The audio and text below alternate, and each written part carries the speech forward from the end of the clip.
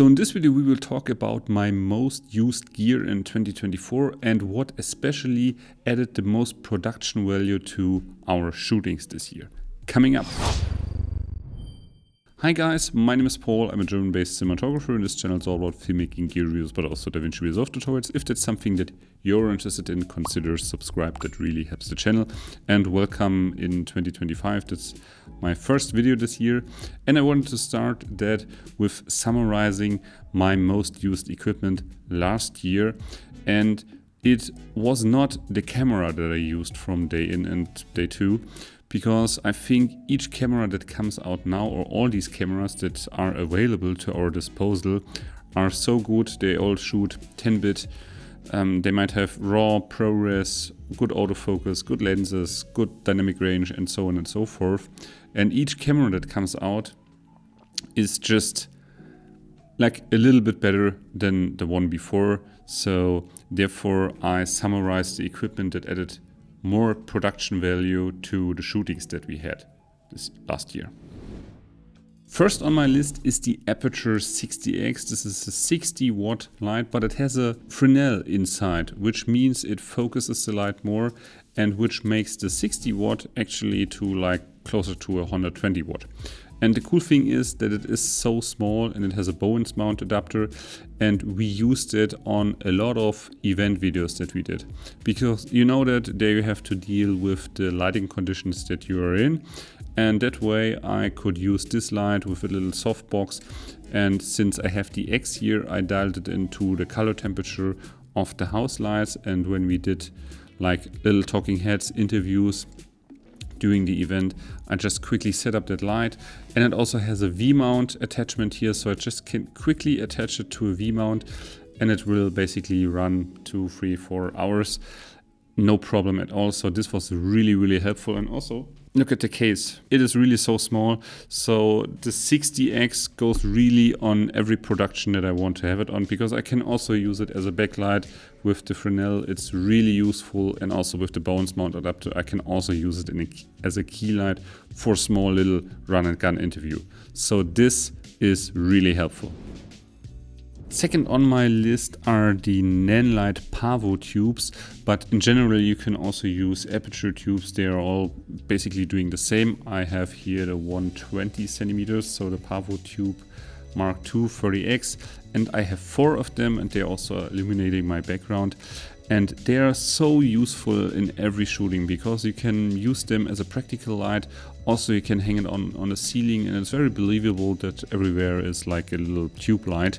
So, and these ones are also pretty soft right away and full RGB. And I use them on every single shoot, and I have 4 of them, and they are so useful. I can use them as a backlight. I can also use them as a key light in a pinch if I want to. So these ones are coming in really handy, and they don't weigh that much. And yeah, this was my best investment that I did, that I bought those 4 tubes, because they paid out itself really quickly that last year. The third on my list is maybe the smallest item. It's a Leverman, and this is, for those of you who don't know, this is like a little mini tool which is really useful to have on set, because you have like a knife, you have like this little thing for your tripod plate or for your base plate. Everything is right here, and I used it all the time, and it's always on my belt in a shooting, and it's really helpful. So here I have the Leverman rebar, but basically you could use every multi-tool to your disposal, but I really liked it because it's little small and black. I can have it in my pocket everywhere, and it helped me so much in so many shooting last year. Fourth on my list is actually a camera, or 2 cameras. These are from Insta360, namely the Insta360 X4. This is a really cool camera. I used it a lot of sports productions that we had. We had like a downhill racer, and I mounted that camera to his helmet, and we got some really insane shots with that. So this perspective and the things that you can do with it is actually really cool.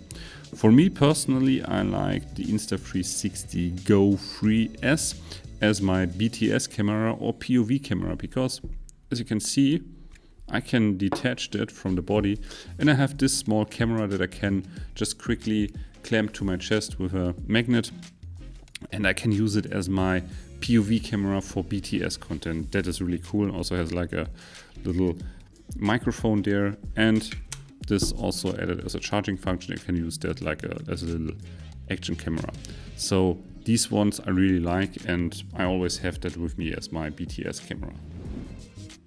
Now let's come on the last item onto my list, which is the DJI LiDAR Focus Pro. I have a little love and hate relationship with that product, because on one hand it's super innovative, it works really well. This is the LiDAR sensor, then we have the focus motor, and we have the handle, and everything is built really well. I just have a gripe of how things work, and sometimes it's like you're trapped in the DJI ecosystem. But the handle is really cool, and also focusing manual with that little wheel here is really intuitive and is like a joy to use basically. But I will come out with a different video explaining how it basically works and what are my pros and cons on that system. And therefore I used it quite often, and it works really well, but it's also not, I think there are a lot of things that DJI could have improved right from the gate to make it more useful for filmmakers. So that sums up my used equipment in 2024. I'm really interested, what was your personal best equipment that you used the most in 2024? Most of the time it's not the camera honestly anymore, it's like these little things that make the whole difference in your production value, and this is what this video is all about. So let's chat in the comments below what you think, and I hope you guys enjoyed that video, and see you in my next one. Cheers! Let's use the header.